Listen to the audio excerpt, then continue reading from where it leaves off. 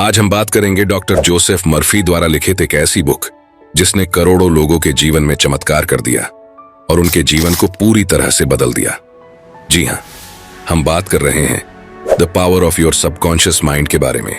इस पुस्तक को हल्के में लेने की बिल्कुल गलती मत करना। यह सबकॉन्शियस माइंड के बारे में लिखी गई अब तक की सबसे बेस्ट बुक है। डॉक्टर जोसेफ मर्फी ने अपना अधिकांश समय पूर्वी देशों के धर्मों के अध्ययन में बिताया।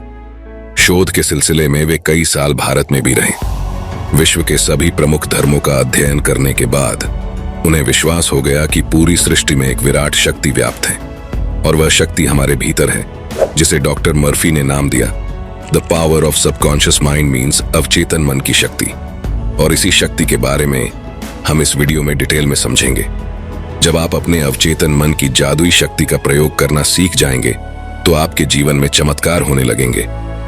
आप हर वो चीज पालेंगे जिसे आप पाना चाहते हैं, हर वो मुकाम हासिल कर लेंगे जिसे आप हासिल करना चाहते हैं। इतना पैसा कमा पाएंगे कि जिसकी आपने कल्पना भी नहीं की होगी। इस बुक में टोटल 20 चैप्टर हैं जो हमें सफलता की सीढ़ी तक पहुंचा सकते हैं, जिसके द्वारा हम जो चाहे वो पा सकते हैं। अगर आप इस पूरे वीडियो को ध्यान से देखते हैं, समझते हैं और अपने जीवन में अमल करते हैं तो मैं आपको प्रॉमिस कर सकता हूं कि आपको जीवन में सफल होने से कोई भी रोक नहीं पाएगा और सफलता की हर बुलंदी को आप छू पाएंगे। अगर आप भी जीवन में हर वो चीज पाना चाहते हैं जिसकी आपने कल्पनाएं भी नहीं की तो वीडियो को पूरा देखना और एक भी पॉइंट मिस मत करना। तो चलिए शुरू करते हैं। चैप्टर 1, आपके भीतर बहुत बड़ा खजाना छिपा है। क्या आप जानते हैं, चुंबक लगा लोहे का एक टुकड़ा अपने वजन से 12 गुना अधिक वजन को आसानी से उठा सकता है, लेकिन अगर उसमें से चुंबक निकाल दे तो वह एक दिन का भी नहीं उठा सकता। इसी तरह दुनिया में 2 तरह के लोग होते हैं। एक चुंबकीय ताकत रखने वाले, जिनमें विश्वास और आस्था कूट कूट कर भरी होती है, जो जानते हैं कि वे जीतेंगे और सफल होंगे। और दूसरे, जिनमें चुंबकीय तत्व नहीं होते, जो हमेशा डरे हुए रहते हैं, भयभीत रहते हैं, उन्हें हर बात में संदेह होता है। इस प्रकार के लोग जिंदगी में आगे नहीं बढ़ पाते। आप भी चुंबकीय व्यक्ति बन सकते हैं, बशर्ते आप इतिहास के सबसे बड़े रहस्य अवचेतन मन की शक्ति को समझ ले और उस पर अमल करने लगे। अब हम समझेंगे कि यह अवचेतन मन है क्या। आपका मस्तिष्क दरअसल में एक है, किंतु उसके 2 स्पष्ट भाग हैं। दोनों की विशेषताएं अलग अलग हैं। दोनों भागों को एक रेखा अलग करती है। दोनों के कार्य बुनियादी रूप से एक दूसरे से अलग हैं। प्रत्येक विभाग को अलग अलग शक्तियां और गुण मिले हैं। एक चेतन मन और दूसरा अवचेतन मन। जो सतह पर दिखाई देता है, यानी जैसे आप दिखाई देते हो, वो चेतन मन है, और जो आपके अंदर का मन जो आपके अंदर है, जो दिखाई नहीं देता, वह अवचेतन मन है। चेतन मन और अवचेतन मन एक दूसरे से कैसे कनेक्टेड हैं, ये एक स्टोरी से समझते हैं। एक बार महान ओपेरा गायक एनरिको कैरुसो अपनी करियर की शुरुआत में मंच पर जाने से घबरा रहे थे। डर के मारे उनके गले की मांसपेशियां ही ऐंठ गई। उनका चेहरा पसीने से तरबतर हो गया। वे शर्म और घबराहट में मंच के पीछे चले गए। कुछ ही पल बाद उन्हें हजारों लोगों के सामने परफॉर्म करना था, लेकिन पब्लिक को देखकर उन पर डर की भावना हावी हो गई। उन्होंने कांपते हुए कहा, मैं नहीं गा सकता, सब लोग मुझ पर हंसेंगे। वे अपने ड्रेसिंग रूम में जाने के लिए मुड़े। तभी अचानक वे रुक कर चिल्लाए, भाग जाओ डर, तुम्हें भागना ही होगा, भागना होगा, भागो यहां से। वे दोबारा मंच पर गए और सीना तानकर खड़े हो गए और उन्होंने ऐसे गाया कि सुनने वालों का दिल जीत लिया। इस स्टोरी से हमने क्या सीखा?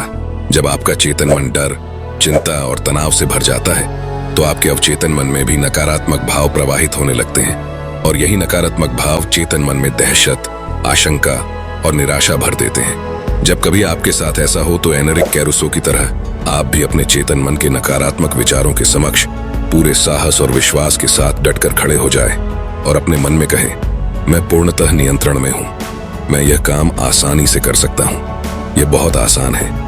जब आप चेतन मन को इस तरह आदेश देंगे तो आपका अवचेतन मन शांति और सद्भाव से भर जाएगा और आपके अंदर जोश, उत्साह और शक्ति आ जाएगी, और आपको ऐसे परिणाम मिलेंगे जो आपने सोचे भी नहीं होंगे।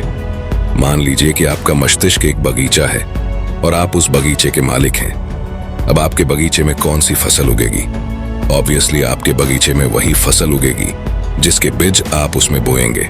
उसी तरह हम भी अपने मस्तिष्क के बगीचे में दिन भर अपने विचारों के बीज बोते हैं। अब ये विचारों के बीज आते कहां से हैं? ये उत्पन्न होते हैं हमारी आदतों से। अगर आप कांटे बोते हैं तो क्या आपको अंगूर मिलेंगे? कंटीली झाड़ियां बोएंगे तो क्या अंजीर की फसल मिलेगी? जैसे विचारों की बुवाई आप अपने मस्तिष्क में करते हैं, वैसे ही परिणाम आपको मिलते हैं। अब सवाल यह है कि आपको चेतन मस्तिष्क में ही अच्छे विचार क्यों सोचने हैं? तो जवाब है क्योंकि अवचेतन मन सही गलत में फर्क नहीं कर सकता। ये तो बस चेतन मन द्वारा सोचे गए विचारों को अस्तित्व देने का काम करता है, चाहे वो सही हो या गलत। ये बहुत ही इंपॉर्टेंट लाइन है। अगर एक बार में समझ ना आई हो तो बैक जाकर दोबारा सुन लेना। फॉर एग्जाम्पल, अगर कोई इंसान है जो किसी पर बहुत ज्यादा गुस्सा है और उसका गुस्सा इस हद तक बढ़ गया कि वो उसका का खून करना चाहता है और बार बार बोलता रहता है, मैं उसको मार डालूंगा, मैं उसको मार डालूंगा, उसका खून कर दूंगा। बार बार यही बातें बोलने की वजह से ये सारी बातें उस इंसान की अवचेतन मन पर अंकित हो जाएगी और अल्लादीन के चिराग से उत्पन्न हुए जिनकी तरह उसका अवचेतन मन बोलेगा, जो हुक्म मेरे आका, और वो ऐसी परिस्थितियां उत्पन्न कर देगा कि वो इंसान एक दिन सचमुच खून कर देगा। अब किसी का खून करना यह तो बहुत बुरी बात है, तो अवचेतन मन ने उसे यह सब करने से रोका क्यों नहीं? क्योंकि अवचेतन मन सही और गलत में फर्क नहीं कर सकता। यह तो बस चेतन मन द्वारा सोचे गए विचारों को अस्तित्व देने का काम करता है, चाहे वो विचार सही हो या गलत। और अगर कोई स्टूडेंट एग्जाम में टॉप करना चाहता है और बार बार बोलता है, मैं टॉप करूंगा, मैं टॉप करूंगा, मैं टॉप करूंगा, बार बार बोलकर इस विचार को अपने अवचेतन मन में अंकित कर देता है, तो फिर से आपका अवचेतन मन कहेगा, जो हुक्म मेरे आका, और वो ऐसी परिस्थितियां उत्पन्न कर देगा, आपको इतनी मेहनत करने पर विवश कर देगा कि वो स्टूडेंट एग्जाम टॉप कर लेगा। ये अवचेतन मन हर उस चीज को हकीकत में ला सकता है जो आप हासिल करना चाहते हैं। इसलिए आपके मस्तिष्क में आने वाला प्रत्येक विचार महत्वपूर्ण है। सिर्फ ऐसे विचारों को ही अपने मस्तिष्क में जगह दे जिनसे आपको ताकत और शक्ति मिलती हो, जो हमारे मस्तिष्क को कमजोर करे। ऐसे नकारात्मक विचारों को मस्तिष्क में घुसने ही न दे। चैप्टर 2, आपका अपना मस्तिष्क कैसे काम करता है। चेतन मन जहाज के कैप्टन की तरह होता है। वह सिर्फ नीचे इंजन रूम में बैठे कर्मचारियों को आदेश देता है, जो सभी बॉयलरों, मशीनों, यंत्रों को उसके आदेशों के अनुकूल चलाते हैं। मशीन रूम में काम कर रहे कर्मचारियों को यह पता नहीं होता कि वे कहां तथा किस ओर जा रहे हैं। वे केवल आदेशों का पालन करते हैं। कैप्टन अपने कंपास और अन्य यंत्र के आधार पर यदि गलत या अधूरा आदेश भी देता है, तो भी वे उस आदेश को बिना कोई सवाल करे मान लेते हैं, भले ही वे पहाड़ से टकरा ही क्यों ना जाए, क्योंकि उनका काम सिर्फ ऑर्डर फॉलो करना है। एम्प्लॉयज कैप्टन से सवाल नहीं कर सकते, वे केवल आदेश का पालन करते हैं। ठीक इसी तरह आपका चेतन मन कैप्टन है, आपके जहाज का नेविगेटर है। जिस विचार पर आपका चेतन मन विश्वास करता है और सही मानता है, उसी विचार को अवचेतन मन बिना सवाल पूछे आपका आदेश समझकर स्वीकार कर लेता है, चाहे वो सही हो या गलत, इससे उसे कोई फर्क नहीं पड़ता। और जब चेतन मन से कोई शब्द या वाक्य आप बार बार बोलते रहते हैं, तो आपका अवचेतन मन उसे एक्सेप्ट कर लेता है और उसे साकार कर देता है, चाहे वो चीज सही हो या गलत, सकारात्मक हो या नकारात्मक। जब आप कोई नकारात्मक चीजें बार बार कहते हैं, जैसे कि ये बहुत मुश्किल है, मैं ये नहीं कर सकता, मैं स्मार्ट और इंटेलिजेंट नहीं हूं, मैं किसी काम का नहीं हूं, मैं बिल्कुल नाकारा हूं, ये मेरे बस में नहीं है, मैं अमीर नहीं बन सकता, तब आपका अवचेतन मन आपके शब्दों को स्वीकार कर लेता है और बिल्कुल वैसी ही परिस्थितियां पैदा कर देता है, जिससे आपके लिए वह चीज प्राप्त करना सचमुच मुश्किल बन जाता है। जब तक आप ये कहते रहोगे, मैं यह कार नहीं खरीद सकता, मैं यूरोप की यात्रा नहीं कर सकता, मैं यह घर नहीं खरीद सकता, यह सूट, यह पतलून नहीं खरीद सकता, तब तक यह जान लो कि आपका अवचेतन मन आपके नकारात्मक आदेशों का पालन करता रहेगा और जीवन भर आप अभावों में जीते रहेंगे। लेकिन अगर आप इसके बदले यह बोलते हैं, यह बहुत आसान है, मैं बहुत स्मार्ट और इंटेलिजेंट हूं, मैं 100% अमीर बन सकता हूं, मैं यह कार खरीद सकता हूं, मैं यूरोप टूर पर जा सकता हूं, तो आपका अवचेतन मस्तिष्क बिना सवाल पूछे ये सच मान लेगा और ऐसी परिस्थितियां उत्पन्न कर देगा जिससे आप उस चीज को हासिल कर लेंगे। सुनने में आपको थोड़ा अजीब लग रहा होगा, लेकिन यही सच्चाई है दोस्तों। एक और एग्जाम्पल देखते हैं। एक युवा गायिका को गाने के ऑडिशन के लिए बुलाया गया। वह बड़ी आस लिए इंटरव्यू का इंतजार कर रही थी, किंतु 3 बार वह ऑडिशन में फेल हो गई। उसका गला बहुत मधुर था, लेकिन फिर भी वह फेल हो जाती थी। क्यों? क्योंकि हमेशा इंटरव्यू के पहले वह हर बार अपने से कहती रही, वे लोग मुझे पसंद नहीं करेंगे, मेरी आवाज उन्हें पसंद नहीं आएगी, मुझे बहुत डर लग रहा है, शायद मेरा सिलेक्शन नहीं होगा। उसके अवचेतन मस्तिष्क ने उसकी नकारात्मक बातों को स्वीकार करके उसके सामने उनको अनुभव के रूप में पेश कर दिया। वह असफल हो गई। उसने अपने भय को इस प्रकार काबू किया। दिन में 3 बार वह एक कमरे में गई। आराम कुर्सी पर बैठकर उसने अपने शरीर को रिलैक्स कर दिया। आंखें बंद करके उसने अपने मन व शरीर को शांत किया। उसने अपने भय को दूर करने के लिए स्वयं से कहना शुरू किया, मेरी आवाज बहुत सुरीली है, मैं बहुत सुंदर गा सकती हूँ, मैं पूरी तरह से गाने के लिए तैयार हूँ, मैं गाऊंगी और सुरीले स्वर में गाऊंगी और सेलेक्ट होकर दिखाऊंगी। उसने अपने शब्दों को शांत स्वर में विश्वास के साथ फिर से दोहराया। इसके बाद वह रोजाना दिन में 3 बार अभ्यास करती रही। प्रत्येक सिटिंग में वह 5 से 10 बार वही वक्तव्य दोहराती रही। महीने के अंत तक वह पूरे जोश और विश्वास के लिए तैयार हो गई और जब उसे फिर से ऑडिशन के लिए बुलाया गया तो उसने बहुत ही सुरीली आवाज में गाना गाया। उसका सिलेक्शन कर लिया गया। अगर आप भी कभी जीवन में ऐसी परिस्थिति का सामना करते हैं तो इस टेक्निक का इस्तेमाल आपने जरूर करना चाहिए। 100% आप सफल हो जाएंगे। चैप्टर 3, आपके अवचेतन मन की चमत्कारी शक्ति। अमेरिकी मनोविज्ञान के पितामह विलियम जेम्स ने कहा है कि दुनिया को हिलाने की शक्ति आपके अवचेतन मन में है। जो कुछ आप अवचेतन मन पर अंकित करते हैं, अवचेतन मन उसे पूरा करने के लिए जमीन आसमान एक कर देता है। इसलिए आपको इसमें सही और सकारात्मक विचार अंकित करने चाहिए। आपने कई बार रियलाइज किया होगा कि अगर आपको कहीं पिकनिक पर जाना हो या कहीं यात्रा पर जाना हो और जिसके लिए आपको सुबह 4 बजे उठना हो, तो उस टाइम आप 4 बजे का अलार्म लगाते हैं और सो जाते हैं। लेकिन सुबह 4 बजे का अलार्म बजने से कुछ मिनट या कुछ सेकंड्स पहले ही आपकी नींद खुल जाती है। ऐसा क्यों होता है? क्योंकि आपका अवचेतन मस्तिष्क बहुत पावरफुल होता है और जब आप सोने गए थे तो सोने से पहले आपने मन में कहा था कि मुझे कल सुबह 4 बजे उठना है। आपके अवचेतन मन पर वह बात अंकित हो गई और आपका अवचेतन मस्तिष्क काम पर लग गया और अलार्म बजने से कुछ सेकंड या मिनट पहले ही उसने आपको उठा दिया। यही टेक्निक आप बहुत बड़ी बड़ी चीजें पाने के लिए भी आजमा सकते हैं। आपको बस करना यह है कि रोज रात को सोने से पहले बेड पर ही पड़े पड़े अपने बॉडी को रिलैक्स या शिथिल करना है, आंखें बंद करनी है और अपने अवचेतन मन को सुझाव देने हैं। ये सुझाव वो हो सकते हैं जो आप बनना चाहते हैं या फिर हासिल करना चाहते हैं। जैसे अगर आप अपने व्यवसाय में सफल होना चाहते हैं तो आप बोल सकते हैं, दिन रात मैं अपनी सभी रुचियों में समृद्ध हो रहा हूं। मेरा बिजनेस डे बाय डे बहुत अच्छा चल रहा है। मेरे पास बहुत सारा पैसा आ रहा है। मैं अमीर बन रहा हूं। दुनिया की सारी खुशियां मुझे मिल रही हैं। मैं पूर्ण, आदर्श, सशक्त, शक्तिशाली, प्रेमपूर्ण, सामंजस्यपूर्ण और खुश हूं। ऐसा आपको लगातार 21 डेज तक करना है और उसके बाद आपको इसकी आदत हो जाएगी और आप जानकर हैरान हो जाएंगे कि आपके जीवन में ऐसे चमत्कार होने लगेंगे जिसकी आपने कल्पना भी नहीं की होगी। अपने अवचेतन मन को खुशी, समृद्धि, प्यार, आनंद, जोश और उत्साह देने वाले विचारों से भरें। इससे क्या होगा कि जो आपके नकारात्मक जहरीले विचार जो अड्डा जमाए बैठे हैं वे अंततः हमेशा के लिए बाहर निकल जाएंगे। हाँ, लेकिन इसके लिए आपको सतत प्रयास करना होगा और एक बार जब आपको इसकी आदत हो जाएगी तो फिर आपका फर्श से अर्श तक का सफर शुरू हो जाएगा। याद रखें, जैसे पानी पाइप में जाकर उसका आकार लेकर बहने लगता है, ठीक उसी प्रकार जीवन भी आपके अंदर के विचारों के अनुरूप ही बहता है। चैप्टर 4, प्राचीन काल में मानसिक उपचार।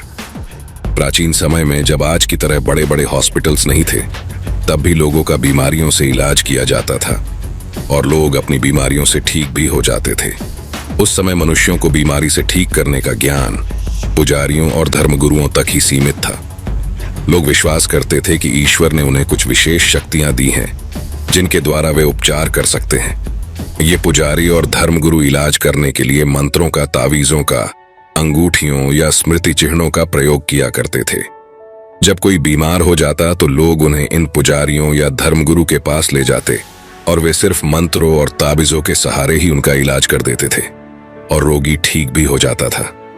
क्या आपको लगता है कि वे रोगी सिर्फ ताबीजों या मंत्रों के वजह से ही ठीक होते थे?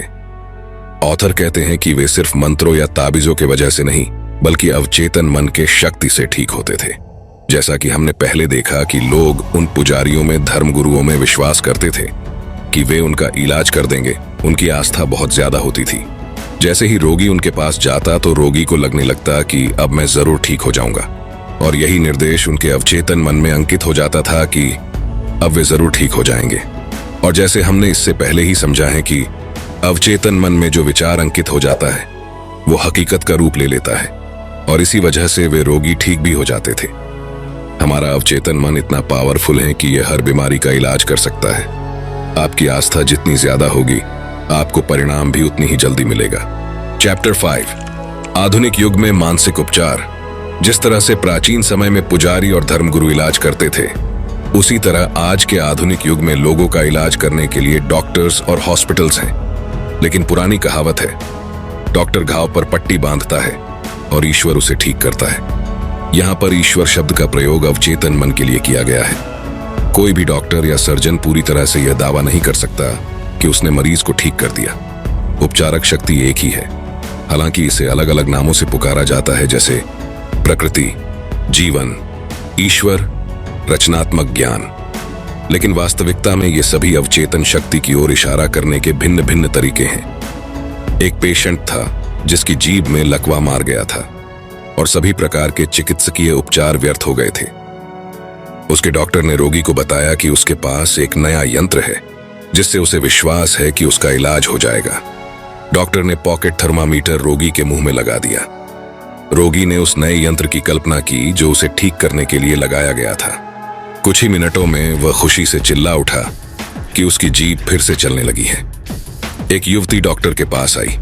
उसने लिखकर बताया कि पिछले 4 सप्ताह से उसकी आवाज बंद हो गई है। डॉक्टर ने जांच में यह सही पाया। डॉक्टर ने उसे बताया कि गुम हुई आवाज कभी कभी बिजली के प्रयोग से लौट आती है और यह तरकीब आसानी से सुझाव के प्रभाव से भी की जा सकती है। मैंने बिजली का वह अपरेटस मंगवाया और उसके स्विच को दबाकर सिर्फ उसे यह महसूस कराया कि उसे शॉक दिया जा रहा है, जबकि असलियत में उसे कोई शॉक दिया ही नहीं। बाद में डॉक्टर ने मरीज के अवचेतन को कुछ निर्देश दिए, जैसे अब आप जोर से बोल सकती हो। डॉक्टर ने उसे ए अक्षर दिखाया, फिर बी और बाद में मारिया। वह धीरे धीरे बोलने लगी। गुम हुई आवाज लौट आई।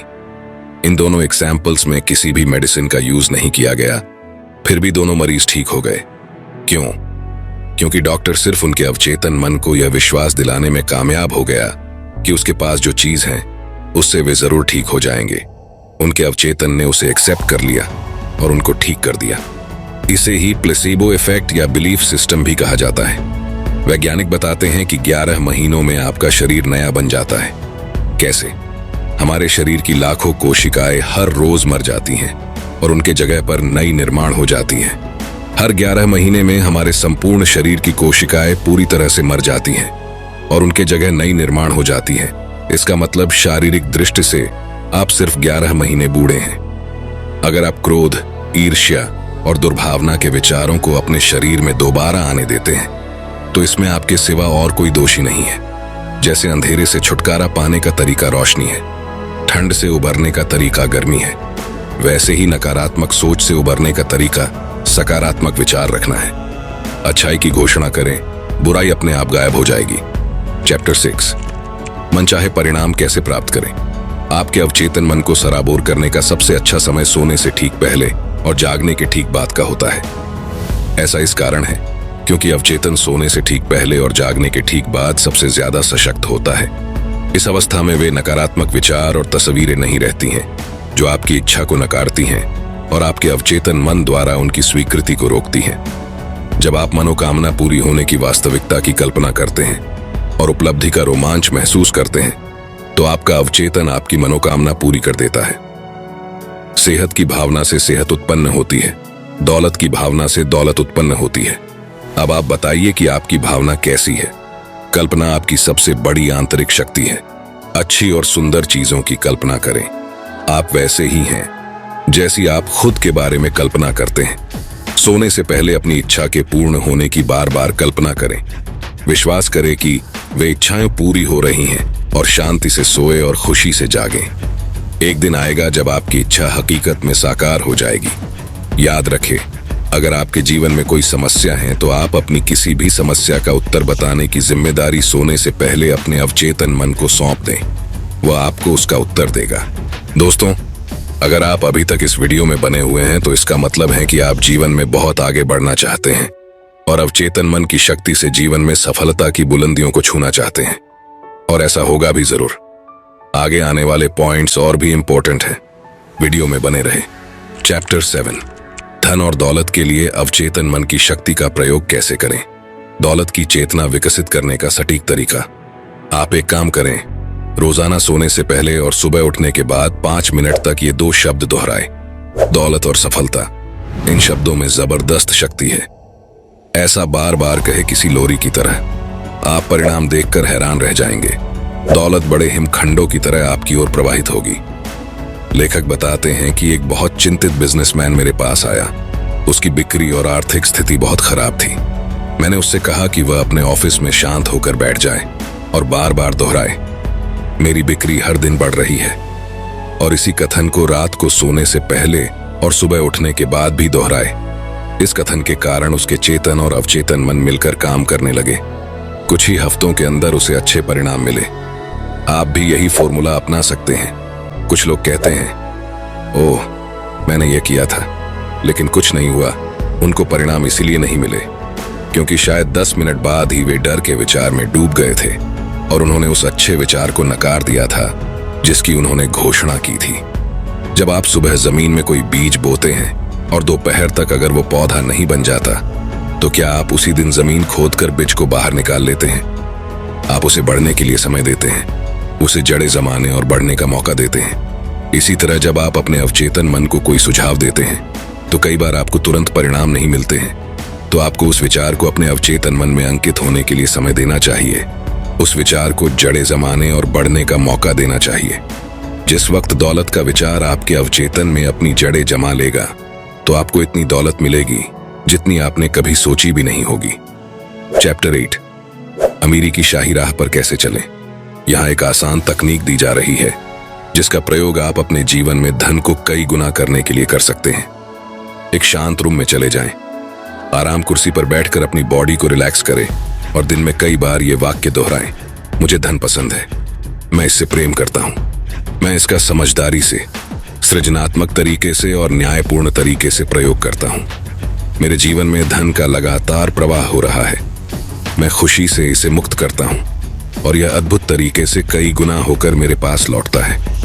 यह अच्छा है, बहुत अच्छा है। धन बहुत बड़ी मात्रा में मेरी तरफ प्रवाहित हो रहा है। मैं इसका प्रयोग सिर्फ भलाई के लिए करता हूं। मैं अपनी आर्थिक समृद्धि तथा मानसिक दौलत के लिए कृतज्ञ हूं।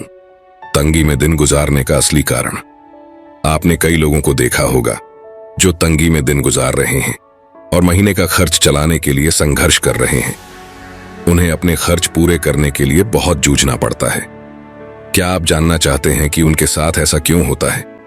वे लगातार उन लोगों की निंदा करते हैं जो जीवन में बहुत सफल हुए हैं और जिन्होंने बहुत दौलत कमाई है। वे सोचते हैं कि अमीर लोग बहुत बदमाश होते हैं, वे लोगों का खून चूस चूस के अमीर बने हैं, वे बेईमान और भ्रष्ट होते हैं और इसलिए वे हमेशा अमीर लोगों से और उनके पैसों से नफरत करते हैं। आप दौलतमंद तो बनना चाहते हैं लेकिन दौलतमंद लोगों से और उनके पैसों से ही नफरत करते हैं। और ब्रह्मांड का नियम कहता है कि आप जिस चीज से नफरत करते हैं वो आपसे दूर चली जाती है, चाहे वो दोस्त हो, बीवी हो, बच्चे हो, रिलेटिव्स हो या फिर दौलत। अगर आप किसी इंसान को पसंद ही नहीं करेंगे, उसे हमेशा बुरा भला कहेंगे, उसकी निंदा करते रहेंगे, तो वो आपसे दूर चला जाएगा। उसी तरह जब आप सफल और अमीर लोगों को पसंद नहीं करते हो या उनकी निंदा करते हो तो ब्रह्मांड के नियम के अनुसार पैसा भी आपसे दूर चला जाता है और आपको वापस मुड़कर भी नहीं देखता। इसीलिए ऐसे लोगों के पास पैसे की हमेशा कमी रहती है। तो आपको करना क्या है? आप जब भी किसी सफल और अमीर इंसान को देखें तो कहे, मैं सफल और अमीर लोगों को आशीर्वाद देता हूँ, मैं सफल और अमीर लोगों को अपना रोल मॉडल बनाता हूँ, मैं सफल और अमीर लोगों से प्यार करता हूँ। अगर वे अमीर बन सकते हैं तो मैं भी बन सकता हूँ। जब आप सफल और दौलतमंद लोगों के बारे में अपने अवचेतन में अच्छी भावना रखोगे तो आपका अवचेतन मन आपको इतनी दौलत देगा कि आप गिन भी नहीं पाओगे। चैप्टर 9, आपका अवचेतन मन और वैवाहिक जीवन। आदर्श पति को कैसे आकर्षित करें। अगर आपने इससे पहले के अध्याय ध्यान से समझ लिए हैं तो अब तक आप जान चुके होंगे कि आपका अवचेतन मन कैसे काम करता है। आप जानते हैं कि आप इस पर जो भी छाप छोड़ेंगे वह बाहरी जगत में साकार हो जाएगा। अगर आप एक महिला हैं और आदर्श पति को आकर्षित करना चाहती हैं तो इसी समय अपने अवचेतन मन पर उन गुणों और लक्षणों की छाप छोड़ें जो आप अपने होने वाले पति में चाहते हैं। यहाँ एक उत्कृष्ट तकनीक दी जा रही है जिसके द्वारा आप आदर्श पति को आकर्षित कर सकती हैं। रात को कुर्सी पर बैठ जाएं, आंखें बंद कर लें, शिथिल हो जाएं, शरीर को पूरी तरह ढीला छोड़ दें, बहुत शांत, निष्क्रिय और ग्रहणशील बन जाए। अपने अवचेतन मन से बात करें और कहें, मैं एक ऐसे पुरुष को आकर्षित कर रही हूं जो ईमानदार, सच्चा, वफादार, निष्ठावान, शांत, खुश और समृद्ध है। मैं जानती हूं कि मैं उसकी शांति और सुख को बढ़ा सकती हूं। वह मेरे आदर्शों से प्रेम करता है और मैं उसके आदर्शों से प्रेम करती हूं। वह मुझे बदलकर नया नहीं बनाना चाहता है, ना ही मैं उसे बदलकर नया बनाना चाहती हूं। हमारे बीच आपसी प्रेम, स्वतंत्रता और सम्मान है। आदर्श पत्नी को कैसे आकर्षित करें? अपनी आदर्श पत्नी को आकर्षित करने के लिए नीचे दी गई सकारात्मक घोषणा करें। मैं ऐसी महिला को आकर्षित कर रहा हूं जिसके साथ मेरा बहुत अच्छा तालमेल होगा। यह महिला ऐसी है जिसके साथ मेरी जोड़ी आदर्श रहेगी। वह आध्यात्मिक, निष्ठावान, वफादार और ईमानदार है, सामंजस्यपूर्ण, शांत और खुशमिजाज है। हम एक दूसरे की तरफ प्रबलता से आकर्षित हो रहे हैं। मैं जानता हूं कि मैं इस महिला को प्रेम, प्रकाश, शांति और खुशी दे सकता हूं। मैं महसूस करता हूं और विश्वास करता हूं कि मैं इस महिला के जीवन को अद्भुत बना सकता हूं। मैं अब आदर्श जीवन साथी को स्वीकार करता हूं। मानसिक रूप से अपनी पत्नी की वैसी तस्वीर बनाएं जैसी उसे होना चाहिए, खुश, सुखी, स्वस्थ और सुंदर। अपने पति को उस तरह देखें जैसा उसे होना चाहिए, सशक्त, शक्तिशाली, प्रेमपूर्ण, सद्भावनापूर्ण और दयालु। मानसिक तस्वीर देखते रहेंगे तो आप अनुभव करेंगे कि आपका वैवाहिक जीवन स्वर्ग बन चुका है, जो सद्भाव और शांति से भरा है। चैप्टर 10, मन से हमेशा युवा कैसे रहे। आप उतने ही युवा हैं जितना खुद को मानते हैं। मैं हर कुछ सालों में लंदन के कैक्सटन हॉल में भाषण देता हूँ। ऐसे ही एक भाषण के बाद एक सर्जन मुझसे मिलने आया। उसने मुझसे कहा, मेरी उम्र 84 साल है। मैं हर सुबह ऑपरेशन करता हूँ, दोपहर में मरीजों को देखने जाता हूँ और शाम को मेडिकल वैज्ञानिक जर्नल्स के लिए लेख लिखता हूँ। उसका नजरिया यह था कि वह उतना ही उपयोगी है जितना वह खुद को मानता है और उतना ही युवा है जितने उसके विचार हैं। उसने मुझसे कहा, आपने अभी अभी जो कहा है वह बिल्कुल सही है। व्यक्ति उतना ही युवा होता है जितना वह खुद को मानता है, उतना ही मूल्यवान होता है जितना वह खुद को समझता है। कुछ लोग 30 साल की उम्र में ही बूढ़े हो जाते हैं, जबकि कुछ 80 साल में भी युवा रहते हैं। मस्तिष्क ही सबसे बड़ा बुनकर, आर्किटेक्ट, डिजाइनर और मूर्तिकार है। नाटककार जॉर्ज बर्नार्ड शॉ 90 साल की उम्र में भी सक्रिय थे। रोमन देशभक्त मार्कस पोर्सियस केटो ने 80 साल की उम्र में ग्रीक भाषा सीखी। महान जर्मन अमेरिकन कलाकार मैडम अर्नेस्टाइन शूमैन हैंक दादी बनने के बाद अपनी संगीत सफलता के शिखर पर पहुंची। यूनानी दार्शनिक सुकरात ने वाद्य यंत्र बजाना तब सीखा जब वे 80 साल के थे। माइकल एंजेलो 80 साल की उम्र में अपने सबसे महान कैनवास पर पेंटिंग करते थे। 80 साल की उम्र में सियोस सायमनाइड्स ने कविता का पुरस्कार जीता। लियोपोल्ड वॉन रैंके ने अपनी हिस्ट्री ऑफ द वर्ल्ड शुरू की, जिसे उन्होंने 92 साल की उम्र में पूरा किया। अल्फ्रेड लॉर्ड टेनिसन ने 83 साल की उम्र में अपनी बेहतरीन कविता क्रॉसिंग द बार लिखी। आइजैक न्यूटन 85 साल की उम्र में भी बहुत मेहनत करते थे। लोगों को एक महान सच्चाई याद रखनी चाहिए, इंसान अपने दिल में जैसा सोचता है वैसा ही वह होता है। आप बूढ़े तब होते हैं जब आप जीवन में दिलचस्पी खो देते हैं और सपने देखना छोड़ देते हैं। तो हमेशा जवान बने रहने का एक ही तरीका है दोस्तों। और अंत में जाते जाते पूरे किताब का सार आपको सिर्फ एक लाइन में दे रहा हूं, और वो लाइन है, इंसान जैसा अपने अवचेतन मन में सोचता है वैसा ही जीवन में बन जाता है। दोस्तों, ये बुक इतनी बढ़िया है कि इसे सिर्फ एक बार पढ़ने से कुछ नहीं होगा, बल्कि इसे बार बार पढ़ा जाना चाहिए, ताकि इस बुक का कंटेंट हमारे दिल और दिमाग की गहराई में पहुंच सके और हम अवचेतन मन की शक्ति का ज्यादा से ज्यादा फायदा उठा पाएं तथा अपने जीवन को एक नए मुकाम पर ले जाएं। इस बुक में टोटल 232 पेजेस हैं। फिर से मिलेंगे आपको एक बेहतरीन वीडियो के साथ। तब तक अपना ख्याल रखिए, हंसते रहिए। दोस्तों, मुझे उम्मीद है ये वीडियो आपको पसंद आया होगा। ये वीडियो आपको कैसा लगा कमेंट सेक्शन में जरूर बताना, और पसंद आए तो लाइक जरूर कर देना, क्योंकि ऐसी ही बुक समरीज हम आपके लिए लाते रहते हैं। वीडियो को शेयर करना ना भूलें।